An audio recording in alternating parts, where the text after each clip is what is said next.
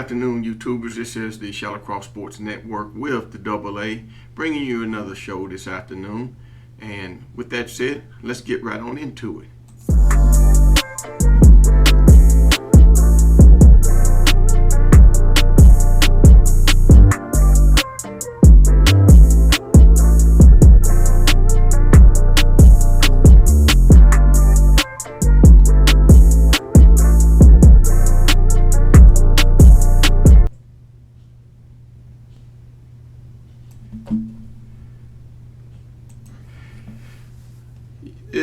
Everyone, good afternoon, everyone. This is the ShallowCross Sports Network with the AA, bringing you a new show.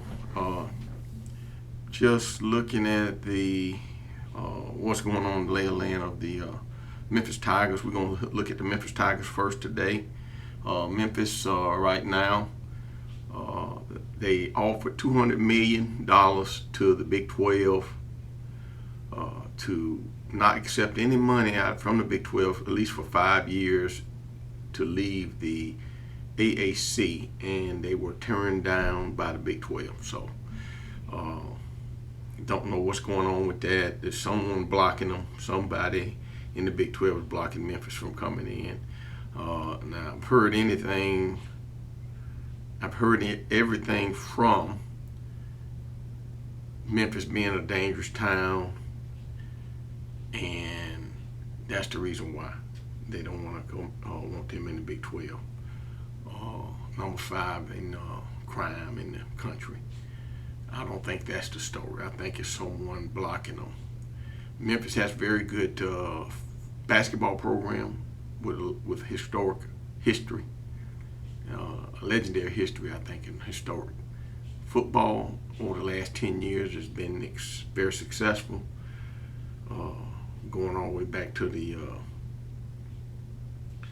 days of what's the guy that left and went to Virginia Tech.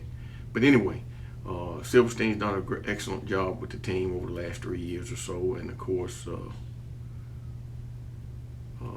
Neville, who left and went to Florida State, he did a very good job also, and the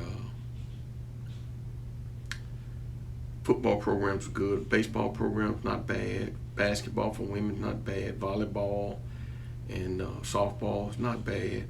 So they'd be a good fit for the Big 12. And then coming into the Big 12, they'd be the 5th largest media market in the Big 12 right off the bat. So since Memphis is a big established city that's continuously growing, about like a little bit. Nashville's growing a little bit better right now, but like I said, I think Memphis would be a big asset to the Big 12. And then Memphis, when it comes to football, they're making their name with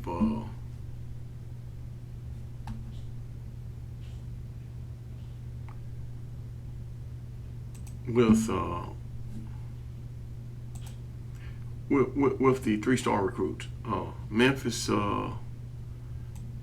has always done well with 3-star recruits, and they get the kids in there and develop them. And let's look at what they did for 2025, which right now everybody's looking at 2026. But let's see if I can change it to 2025.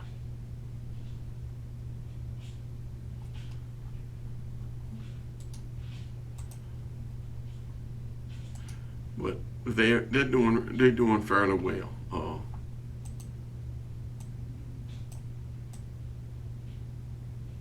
They're not in the top 50. I think they're like number 72. But and this is 2026. What I'm talking about now.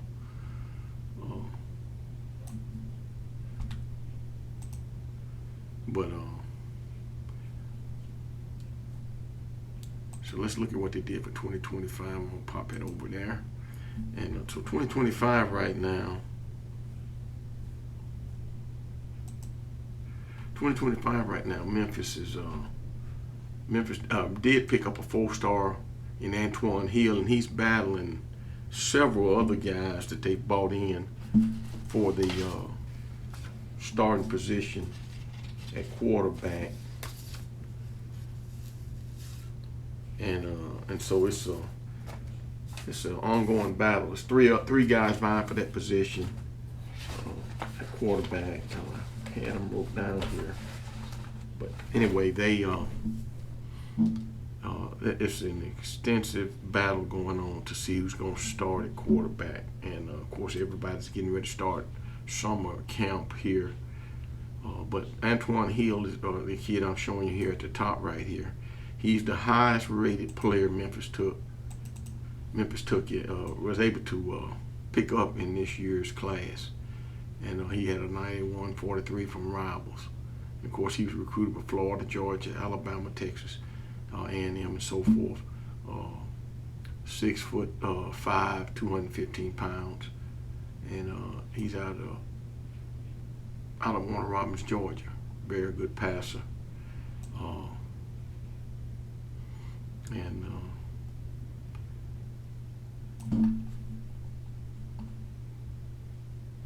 and hopefully that they'll be able to get him ready to at least be the #1 backup to the guy they got. They had a transfer came in. I'm looking for my notes on that. Let's see here. I had some notes on that, on the players, but let's go over here to I'll tell you who it is now, where he's sitting at. Let me go here and look at our lads, and then we'll see where our lads have him.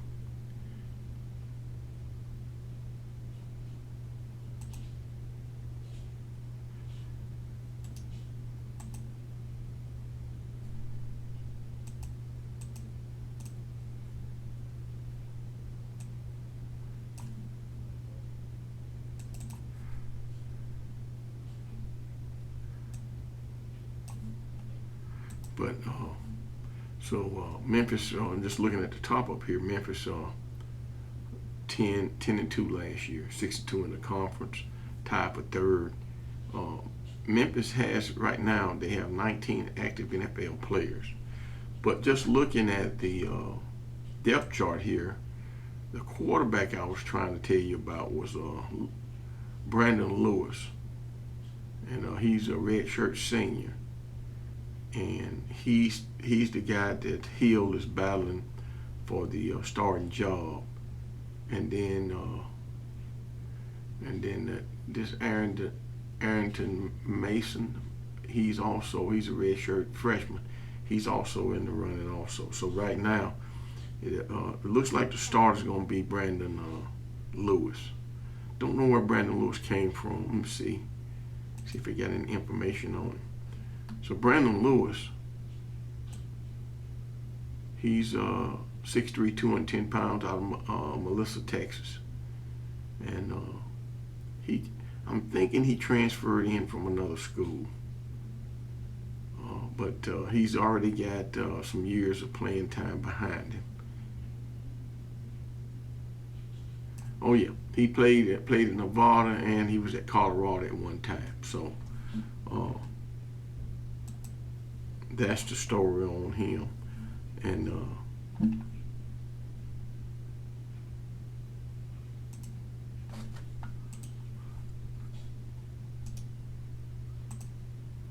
but just going back and looking at Memphis's depth chart, they looks like they have a lot of newcomers. Jaden Thompson is wide receiver; he's a newcomer.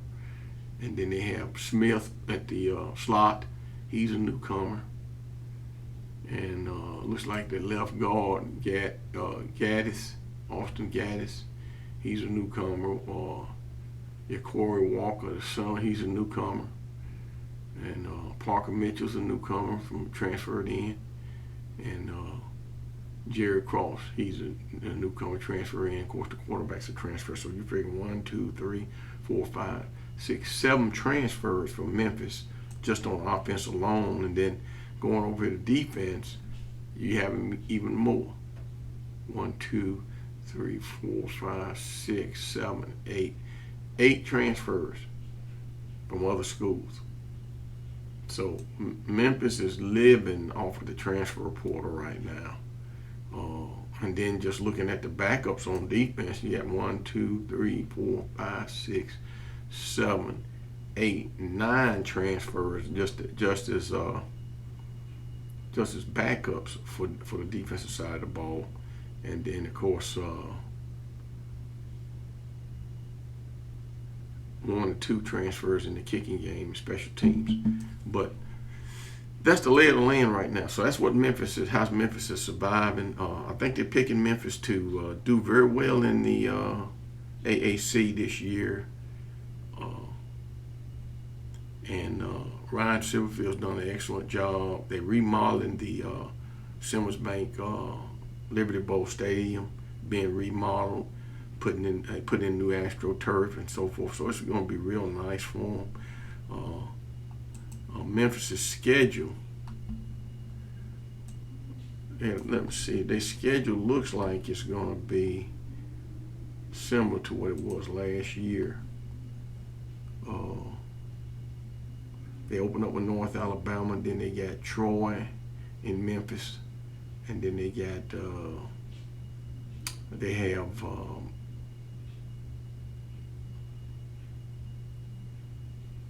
have to go to Florida State. They beat Florida State last year, from what I understand. And then they have to go to Navy. And then they got Middle Tennessee coming back to play them in Memphis. And then Memphis is going to South Florida to play after that. And then they got North Texas in Memphis, Charlotte in Memphis.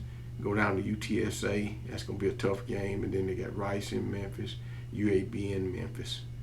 And then they have an open date on the 11th of November, or 23rd of November. And then they'll close up in Memphis. Well, actually, I had to go down to Tulane to play. That's another tough game for the Tigers. So it just depends on how that ball rolls and how it's kicked, if Memphis is going to have a successful program this year. And getting back to the $200 million offer to leave the AAC, I think probably before the season is over with, before the season starts, you're going to hear something from the Big 12 concerning that, because that's an awful lot of money to turn down, especially to a big media market like that, which would be the 5th largest media market in the Big 12. And just say, oh, no, we don't want you. It's got to be something else. Got to be some real bad politics in that somewhere. I don't know. I'm going to research and see if I can find out more in detail about what's going on with that. But then, well, let's look at Memphis for the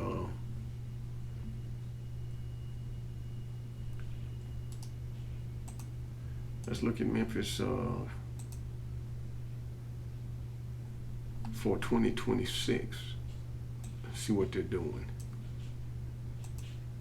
A lot of schools are struggling with the 2026 right now, but Memphis seems to have went out there and so it looks like they got for 2026 class, they've got 1, 2, 3, 4, 5, 6, 7, 8, 9, 10, 11, 12, 13, 14, 15, 16, 17, 18, 19, 20. They have 20 commits for 2026, so that's not bad. Mostly, like I said, 3 stars. 3-star players. Memphis gets those 3-star players and some no stars, and they develop them. And that's just the way it works. The top player is Johnny Moody. He's a defensive back right here. Defensive back out of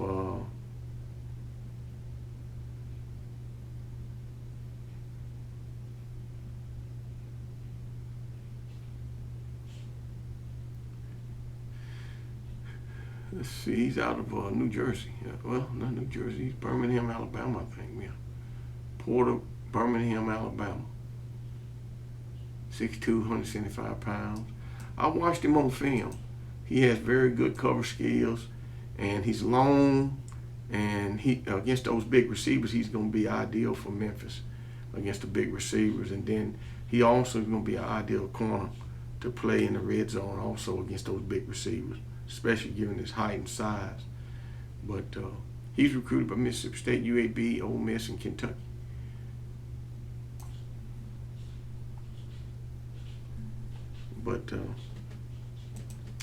But just looking at that Memphis, I haven't touched on Memphis much this year, and I'll see if I can get some more information on Memphis that I can bring to you, more content. But the big news is that Memphis is trying very hard to get into the Big 12, and they're catching a lot of political flack from it, which is keeping them from moving.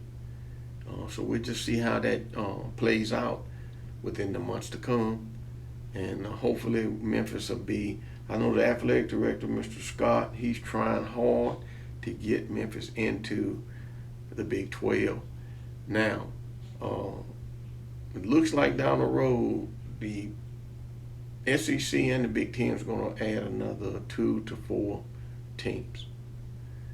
And I don't know if that'll help Memphis get into one of those leagues, or once teams leave the Big 12, will Memphis be able to go to the Big 12 then? Because I know it's going to be at least one. Most of the teams that I'm hearing are coming from the ACC that the SEC is after, and that's Florida State, Virginia Tech, North Carolina. And there was one more.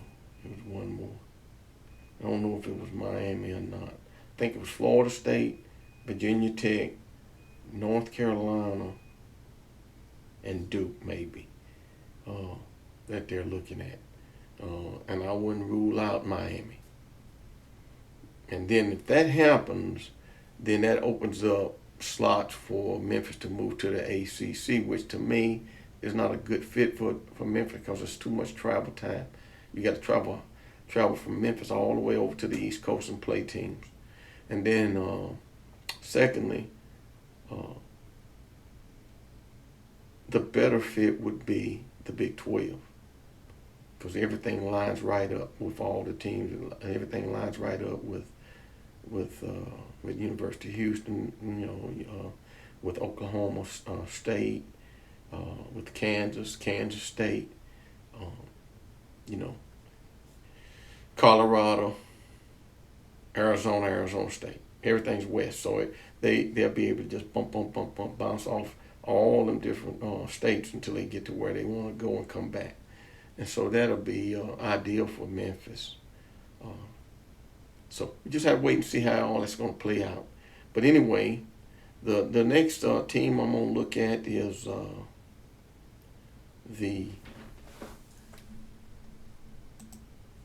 we're going to look at Middle Tennessee.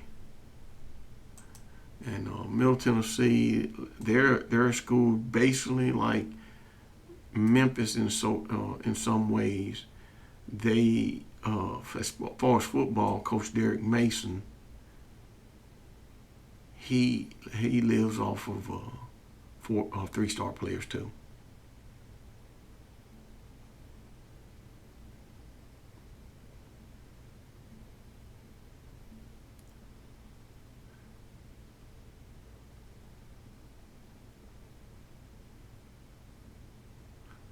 Let's see if I can pull them up.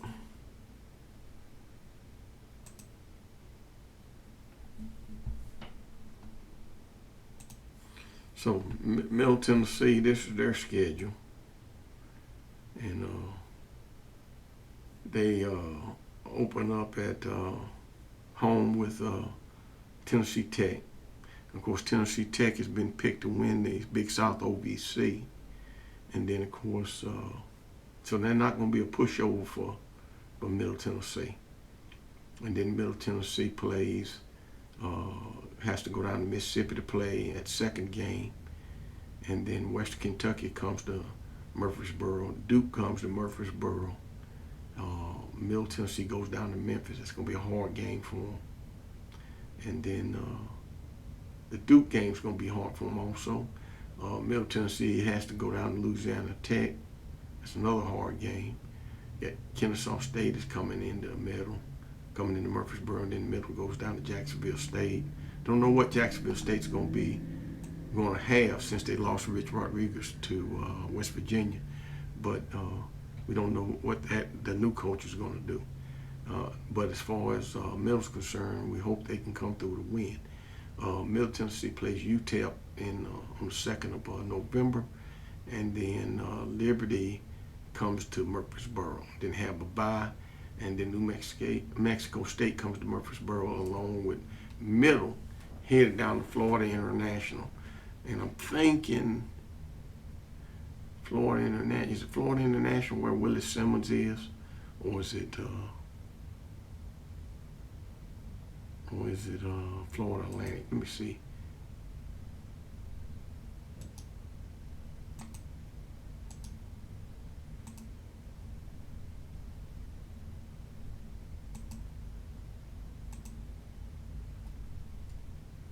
Yeah, so Willie Simmons, he's in his first year. He's the head coach at Florida International. So he's going to be coaching a team that is in his first year. And but that's the story with Middle. Middle, as far as recruiting, let's look at Middle for recruiting here real quick. And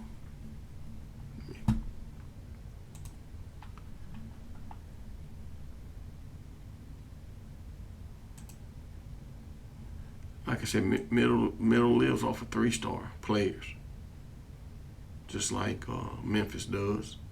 And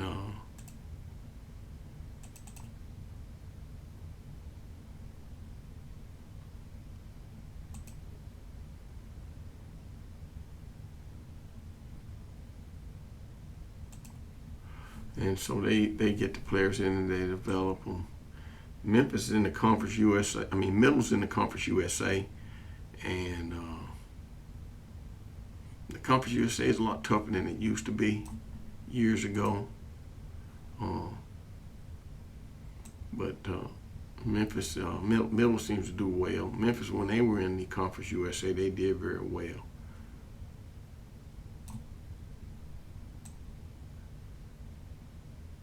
I'm trying to see where Middle is as far as recruiting for 2026. They're probably not doing that well right now. Okay. And then let's look at them for 2025.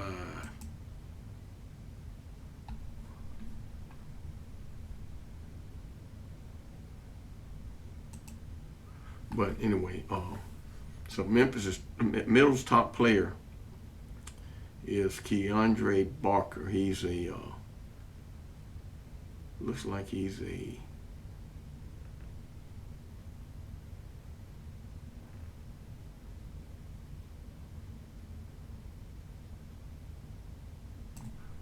see.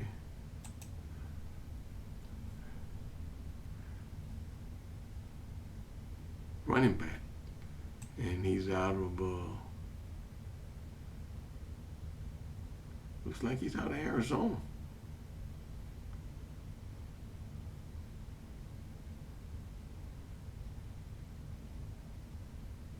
And at one time he was committed to Penn State, but he changed his mind and committed to Middle. And so a lot of these kids, they're looking for playing time. They're looking for NIL and so forth. So, and of course he's the top recruit for Middle. And Middle is still doing fairly well in the Middle Tennessee area, recruiting wise.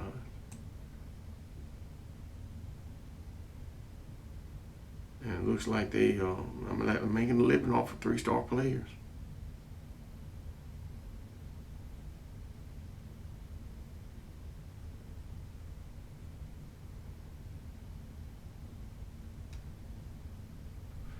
And then for 2026, let's see what he's already got in for 2026.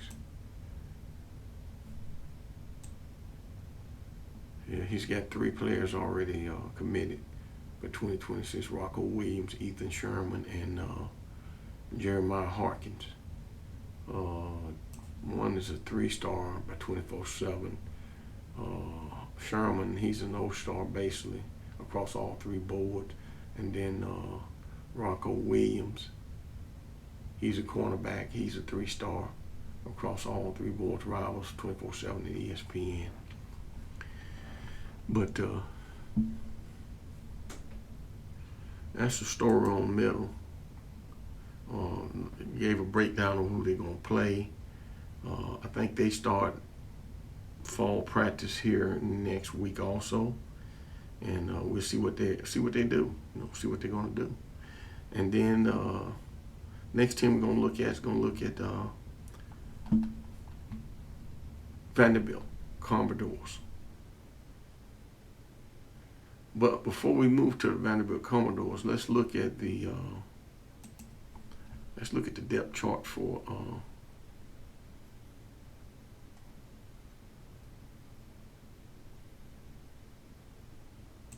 let's look at the depth chart for middle. I know they have their quarterback back from last year, and he didn't have as good a year as he had the year before, but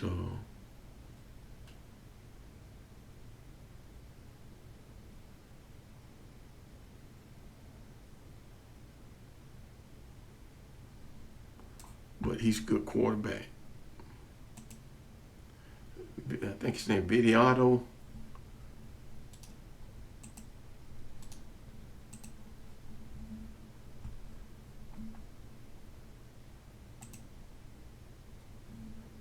Okay.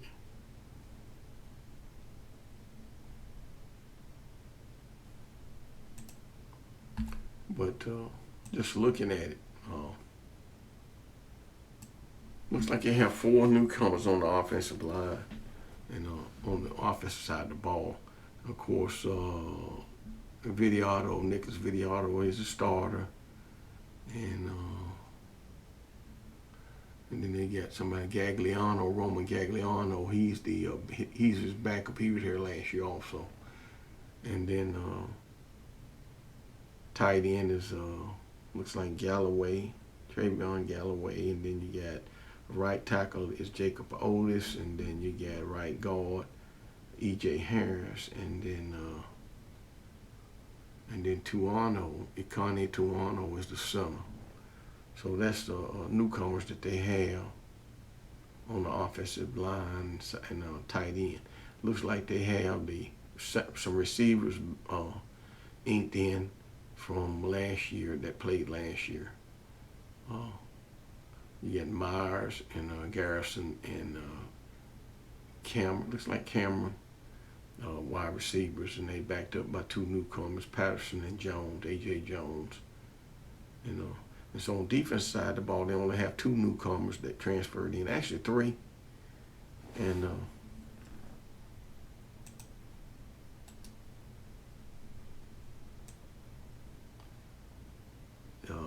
right corner Jordan Chestnut, and then the nickelback is Juron Gaston, and then you got Alex Mitchell at middle linebacker. Those are the guys that transferred in. Punter, they actually have a punter that transferred in too, named Logan, and he's also going to handle some other stuff too. But like I said, middle right now has 7 active players in the NFL. Finished last year 3-9, 2-6 in the conference, and we just see where they go. And let's see here. Since I mentioned Vanderbilt, we're gonna roll over here to Vanderbilt real quick.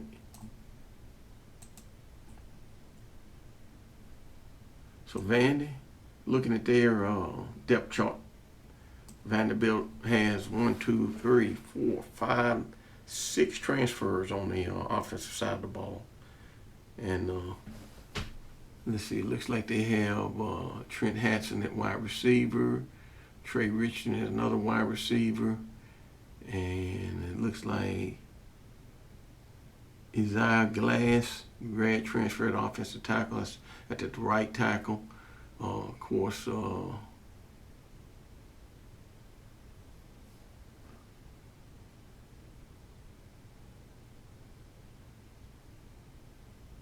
then they have what they call a QG, which is a guard. Porter Sterling, he's a new guy. And then the center is Jordan White. Now, Vanderbilt runs a wing T / triple option type offense where they trick the defense real quick, along with the quarterback Diego Pavia, and he's back there again for his last year at the quarterback. And then the Stars is a tight end, and he's very good. And then Cedric Alexander, the running back. And then they got a transfer in backing him up.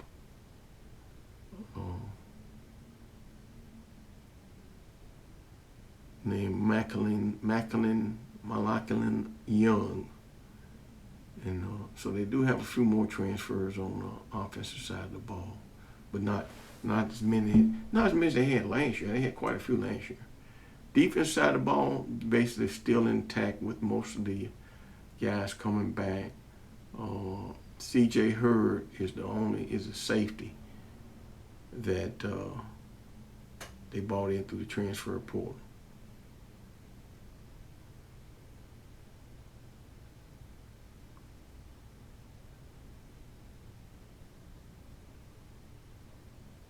And of course, Jordan Matthews from Tennessee transferred in, and he's inked in at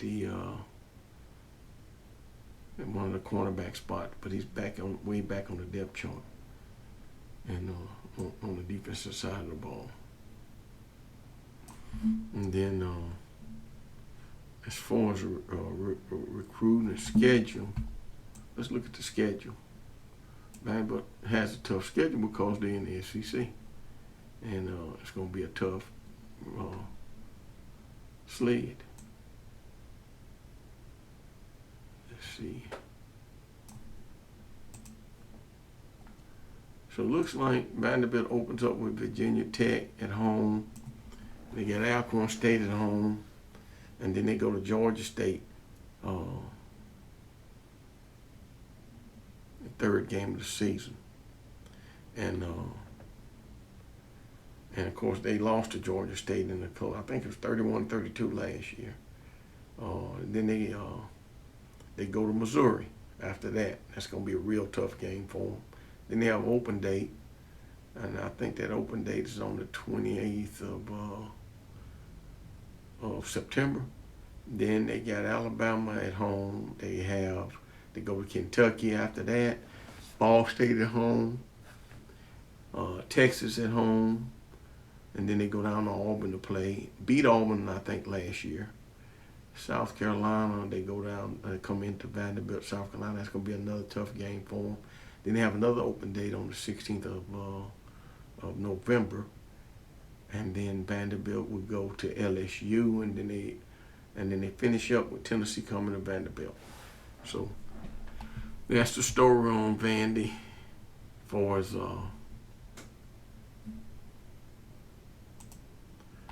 the schedule. As far as recruiting, Vanderbilt, like I said, Vanderbilt's living off of 3-star players.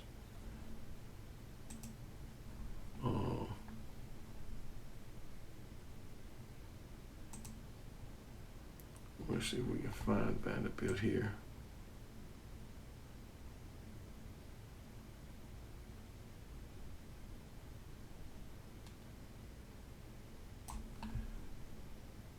And Clark Lee's been doing an excellent job recruiting, and he's been doing a fairly good job with the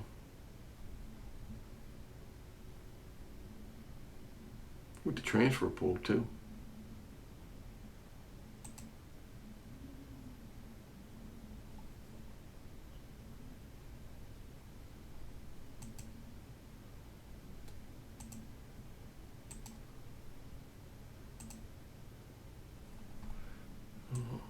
see. I think they're right there. They went in the first tier, which is the first 50, but I think they're somewhere in here. Let me see. This is 2026, so it takes a little while for teams to really get going for that following year. But we're gonna look at what they're doing on 2025.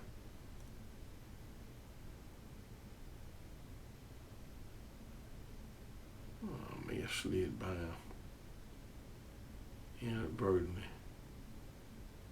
There we go. Let's see. No, that's Virginia.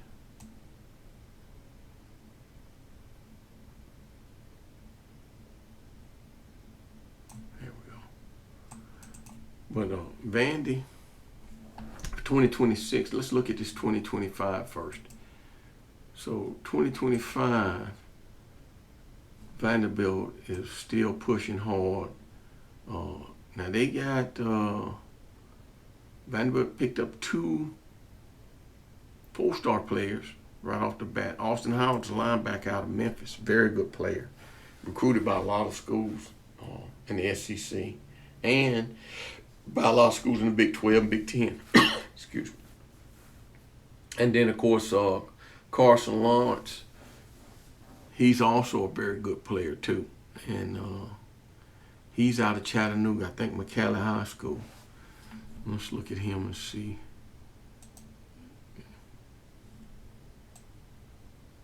Yep, so he's what, 6'2", looks like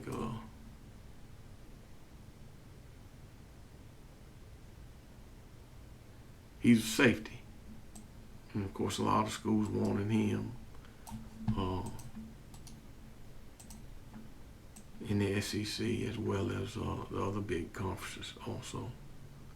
Don't have much on him here, but he's out of McCallie, which is a real good private school program here in the state of Tennessee. And then the other kid, Austin Howard, I was telling you earlier, Austin Howard, one of the top linebackers in the state of Tennessee. Of course, you know, Ole Miss, Mississippi State, Tennessee, Minnesota, number of schools recruited him. And he's 6'3", 225 pounds. He's got the size already to play right out the gate. He's out of Bartlett, Memphis Bartlett there in Memphis, Tennessee. So Derek Mason did real well picking him up for this year's class. And so they picked up a number of guys in this class, a bunch of kids from the portal. Picked up a bunch of people from the portal. And as you saw on their depth chart, you know, you saw that they had several people on the offensive side of the ball that they had picked up in the portal. And of course, Clark Lee, head coach, he's been able to do real well with that transfer portal. And then let's look at 26. He's already started out doing okay for 26. Evan Hampton, a 4-star. He picked him up. And of course, he's got another kid, looks like, out of Chattanooga, McCallie, wide receiver, Keyshawn Tabuto. And then he's got a big 3-star offensive lineman, Darrell Campbell. And Evan Hampton was a 4-star player out of, looks like Owensboro, Kentucky.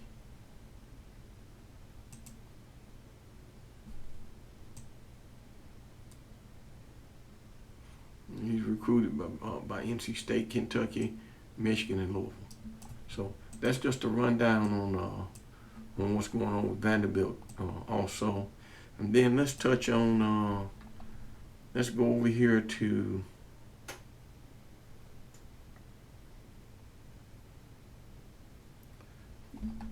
let's look at Tennessee State and see what they're doing. You don't get a whole lot on the FCS schools out here on the internet.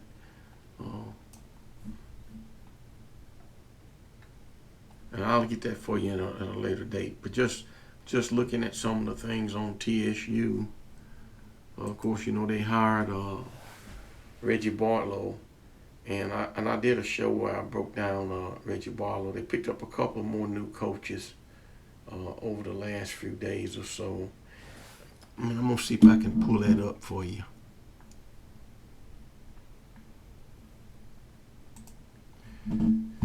But they picked up a couple more new coaches over the okay.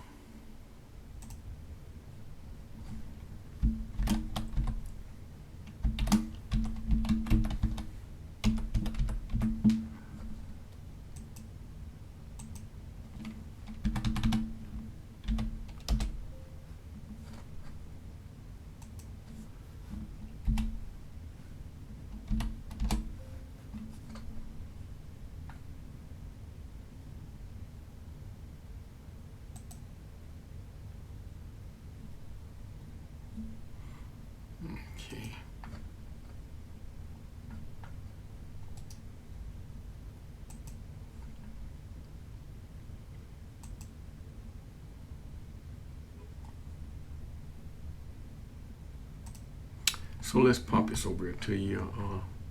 But anyway, this is Tennessee State. The coaching staff got a real highly skilled and successful coaching staff, just like Eddie George had.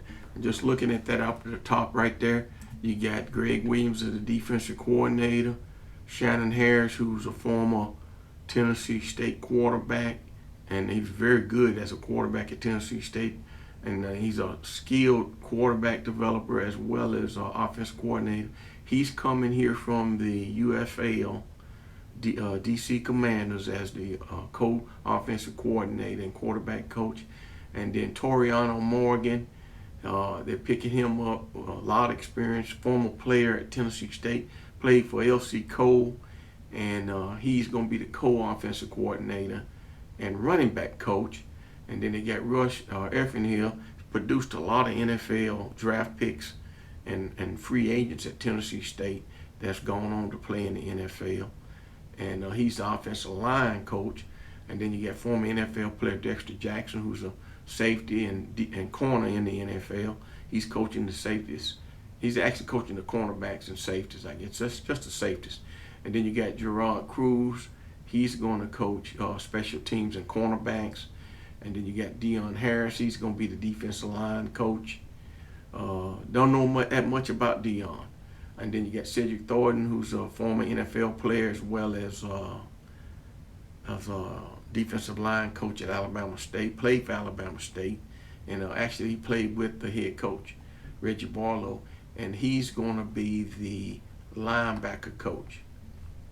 And then it was another kid they have here, another guy they have right here. But anyway, he had a lot of experience to the coaching staff. And then, of course, they had 6 players named to the Big South OVC as the Big South OVC players to watch. And that's the offensive lineman Anthony Smith, tight end Jason Holt, and then the Shuuda Mark was a punter. Now he was a transfer from University of Memphis. And then Sammy Taylor is a young linebacker from Innsworth. He's coming along. He's going to be playing one of those linebacker spots for Tennessee State.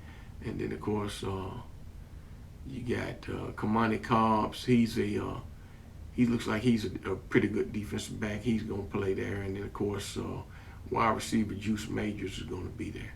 And so they lost 46 players. They picked them to finish at the bottom in the SEC, basically. Not SEC, the OVC, Big South. And so we'll see. We'll see what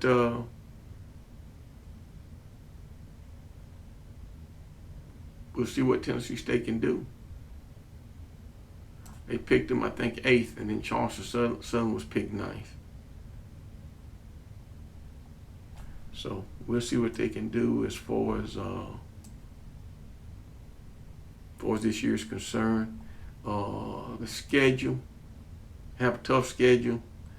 They opened up with North Carolina A&T on the 30th of August, and then they played a powerhouse FCS school, North Dakota State, in Nashville at Nissan Stadium at 1 o'clock, or was at 1:30 on the 5th of September. And then they got Alabama A&M coming into Nashville out of Huntsville, and they got Tennessee Tech coming to Nashville.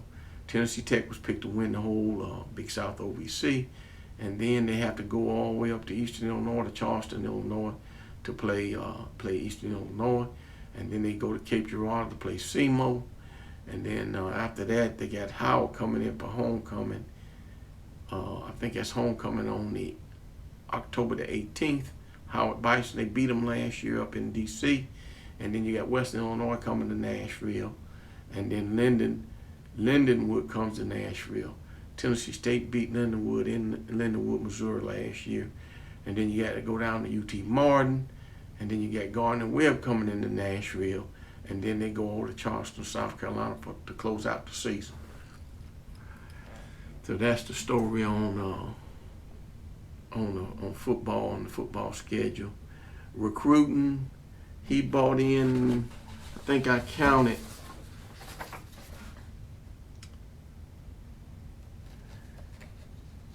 he bought in a ton of players. I think I counted all the way up to 48 or 49 players. Reggie Barlow bought in to this team. And we'll just see how many of them show up. Let's look at the roster here and see. They updated their roster. And he's got a lot of transfers in here. Just looking right there at James Stewart, Jaden Cook, both of those are transfers in. Jonathan Palmer, quarterback from Gardner-Webb, transfer. Sincere Shaffiula, he's a transfer from Nashville, transfer. His daddy played for Tennessee State.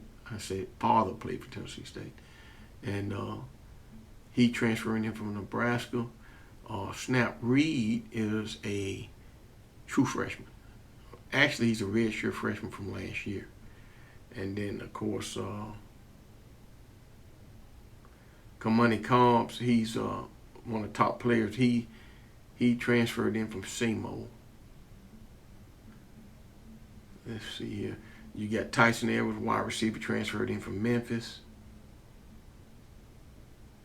Brendan Hale transferred in from Southern Utah. Brock Montgomery, another wide receiver, transferred in. He's a Tennessee kid too, Lebanon, Tennessee. He transferred in from UConn. And defensive lineman Jalen Price transferred in Southwest Mississippi Community College. And got a quarterback, Joshua Reese, quarterback. He's a freshman from Cane Ridge. So he's one right out of Nashville. McKesey Jones, he's a Nashville kid transferring from Iowa Western. Tyson Jefferson was on the team last year. He was a transfer in.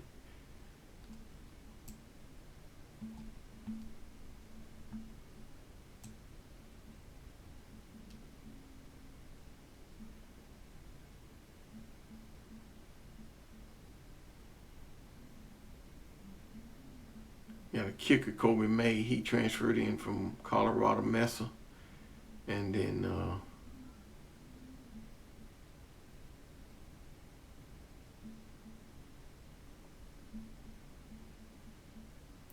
the punter, he transferred in last year. Shinada, he's from University of Memphis.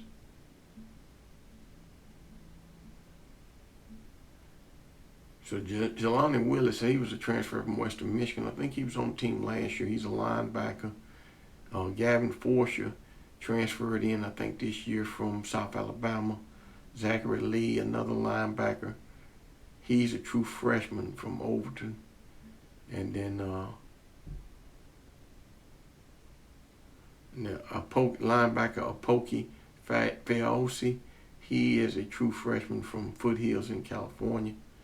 And then Matthew Wilson, he's a sophomore. He was on the team last year. I'm just looking at some of them that transferred. Ravon Johnson, a defensive end, transferred in from Alabama A&M. He's a transfer portal player. Breon Brown, he transferred in from James Madison. Cameron Douglas transferred in last year from the University of Tennessee. He's a defensive lineman. Anthony Smith transferred in last year from Iowa State. He played a lot.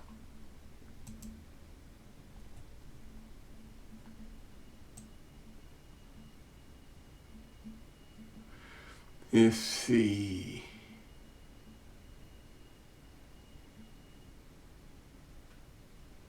KJ McCool, offensive lineman, he transferred in from Florida A&M for this year. Shamar Crawford, he transferred in. He's a defensive lineman from Middle Tennessee.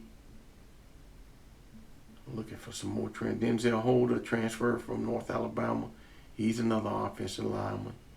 And then the rest of these kids here are Joel Vanderpugligo, freshman. Arlen Williams, a freshman. Parker Harden is a freshman. Highly rated freshman out of Ohio. Jaden Guy, freshman. Santana Creighton, he's a sophomore, but he was on the team last year, I believe. Devon Slaughter, he's a freshman.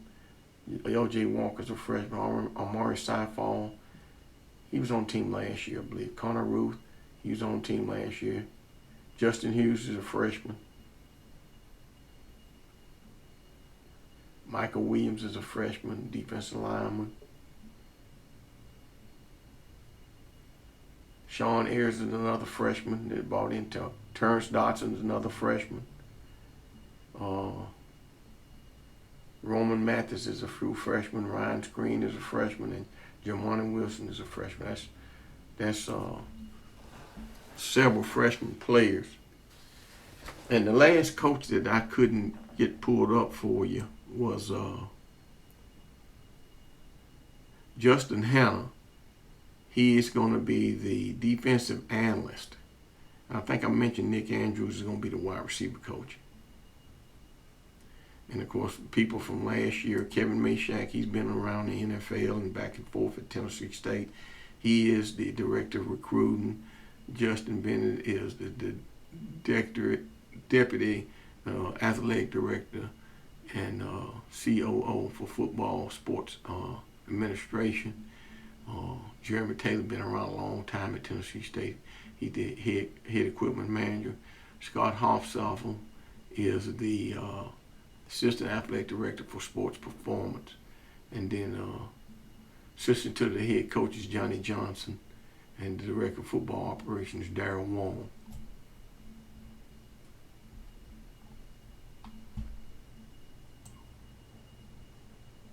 So, and then switching over to basketball, the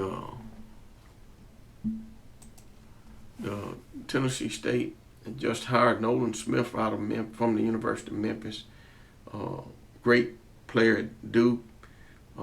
Played in the NBA for a little while and played overseas for a little while. He was a first-round draft pick into the NBA. And I don't really know who his coaching staff is, but let's see. See if he's brought in any coaches.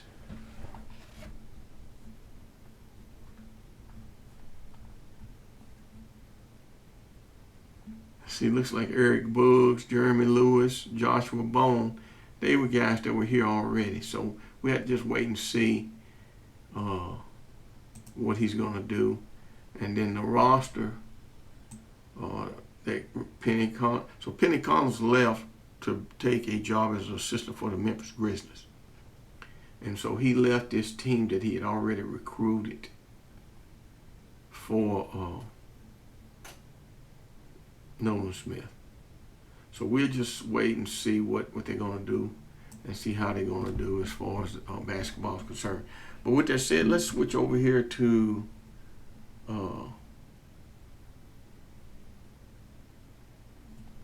look at Austin Peay. And but anyway, Austin Peay, I'm gonna probably hit them on a separate show because this show has been going on too long. We already hit an hour, and so what I'm gonna do is I'm gonna do Austin Peay at a later date probably later on this afternoon.